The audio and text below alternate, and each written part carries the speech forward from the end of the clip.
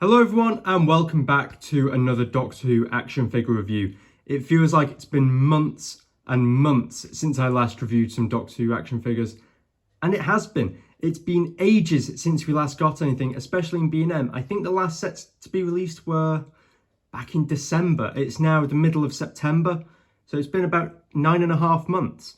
But finally, this, what they're calling Summers sets are out.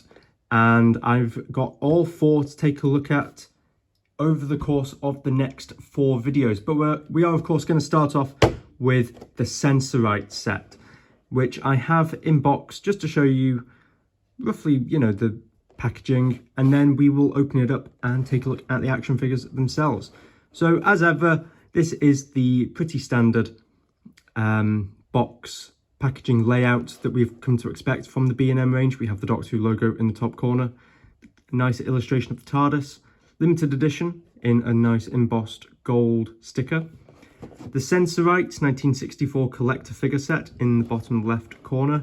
We have all 3 figures fantastically displayed in the window box, including a new backdrop, which you can't really see. There you go, you might be able to see it a bit better there. But the action figures themselves have never had a backdrop in the box before. It's only ever been the Daleks and the TARDISes. So this is nice, and this is a bit new and different. And then in the other corner, we have 5.5-inch collector figure series, 5+ couch options logo.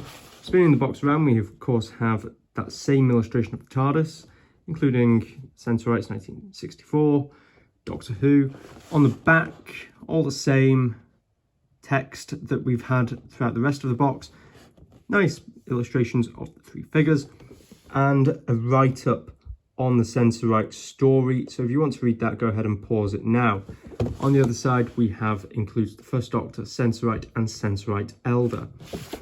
Nothing much to say on the top of the box and nothing much to say on the bottom of the box. So without further ado, let's get this set out of the box and take a look at the figures within. So here we have the set out of the box, and wow, we really have been spoiled with this set. Never did I think that I would be able to go into a shop and buy a set that includes the First Doctor and 2 Sensorites. Yeah, it's incredible. But first of all, we're going to kick off by having a look at the Doctor, because there's not a great deal to say. And on first glance, you would be forgiven for thinking that this is a direct repack of the Doctor that was included in the 13 Doctors set. However, it isn't, and I'll come on to why in a second. But first of all, taking a look at the head sculpt. Once again, it's a fantastic likeness to William Hartnell. All the details are really brought out through the paint apps. The hair is lovely with a grey base with a white wash through the hair. It looks fantastic. Moving down, we have the cravat, the shirt, looks fantastic, and the waistcoat, and the monocle. Really, really fantastic stuff, but stuff that we've come to expect from First Doctor figures, going all the way back to that original release back in 2009.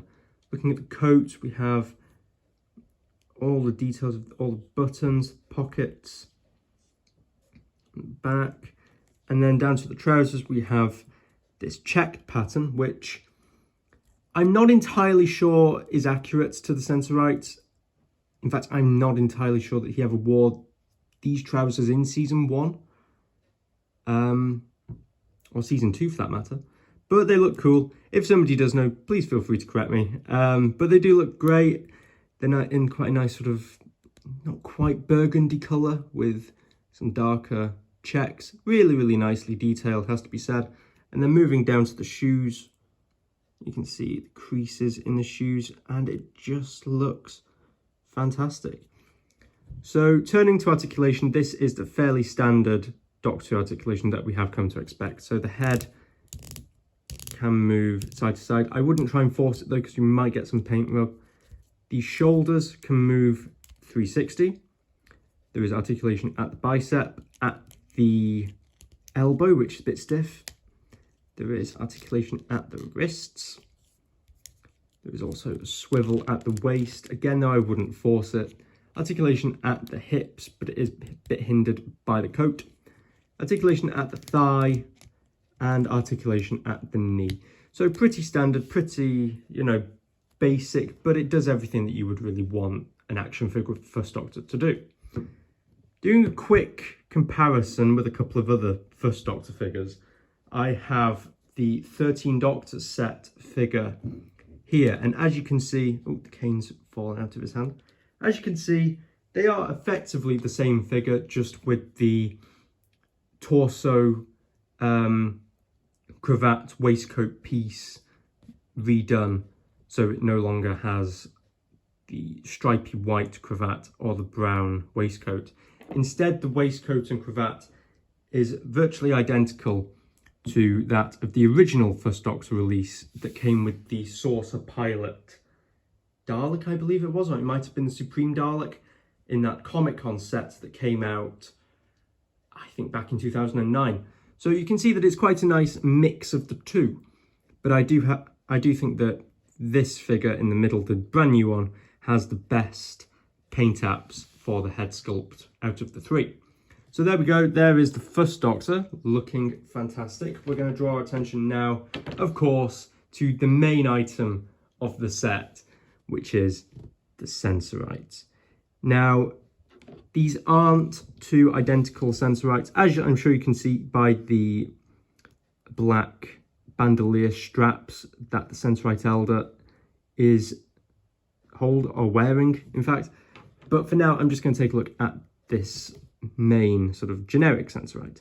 So first of all, taking a look at the head sculpt, and wow, it looks absolutely incredible.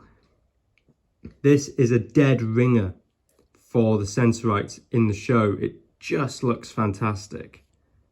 I'm sure you can see all the great details of the hair and the wrinkles on the face, really brought out by the paint apps there. It looks fantastic. Moving down to the body, we have the telepathic translator disc, which is sculpted onto the torso. And the sort of wire that would accompany the disc is painted on, and it goes all the way to the back where it joins with this seam that has been painted onto the back, which, if you look carefully, is actually painted as if it's a zip, which is a very nice and very meta element to add to the figure, which just is a bit of an in-joke that these would be actors that would be in zipped up bodysuits. Moving down to the arms, you can see that we have the 3 straps painted onto each arm. And moving down to the legs, again, more of this great detailing of wrinkles and bunched up fabric. But moving down to the legs, we have the now iconic, or should I say infamous, disc feet, which looks fantastic, with a great wash bringing out that detail and making them look worn in and used.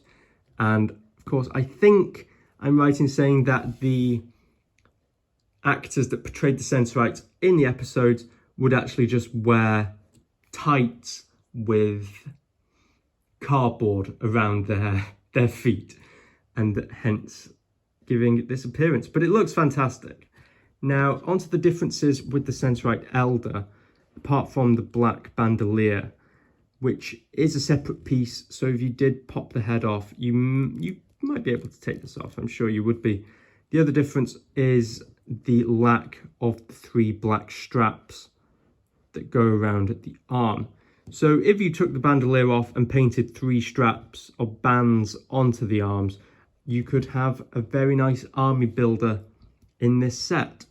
Looking at accessories before I go on to articulation for the Sensorite, both Sensorites include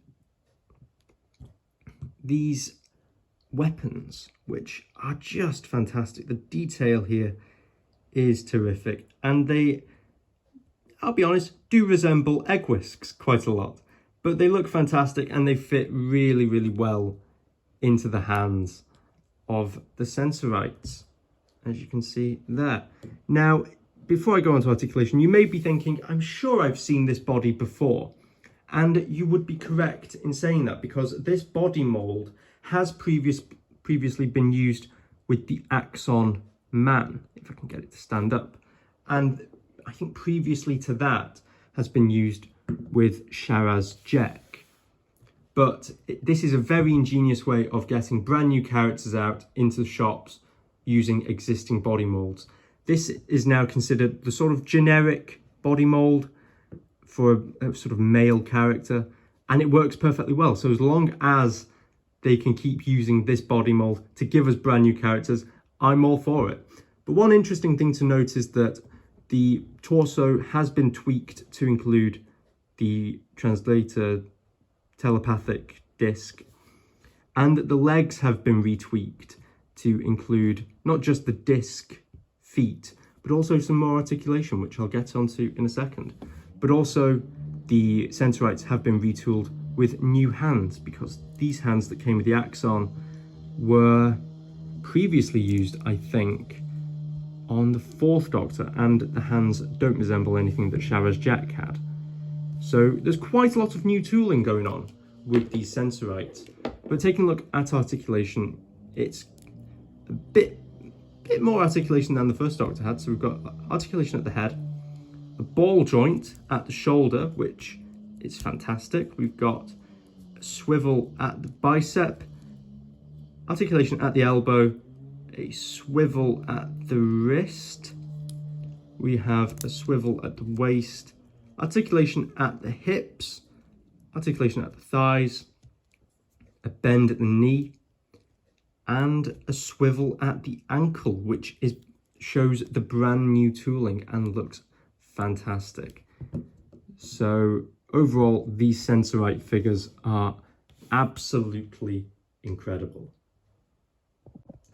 So overall, what do I think of this set? Well, I think it's absolutely incredible. We have a brilliant set here of the Doctor and 2 monsters, which I never thought we'd see in action figure form. And it's so bizarre to be able to go into a B&M shop and pick up a pack of action figures that include Sensorites. It's fantastic. One little detail that I forgot to mention about the Sensorite is with the Sensorite Elder, you can see that the paint apps for the beard are a much more vibrant white. That's something that I've only just noticed, but is fantastic attention to detail in, separating the 2 Sensorites from each other. Now, it's an absolutely fantastic set from what I think is quite an underrated story. And if you want to pick up your set, you can go to your local B&M store and pick up the set for $19.99, which is a fantastic price for 3 action figures. And I might just go back and pick up a couple more for army building purposes. So I hope you've enjoyed this review, guys. I've really enjoyed making it and talking about Sensorites, because I never thought I'd be doing that. And yeah, so if you've picked up yours, let me know in the comments down below. What do you think of the figures? Let me know. So thanks for watching, and I will see you again next time when I will be taking a look at the Keys of Marinus set. So thanks for watching, and I'll see you next time. Bye.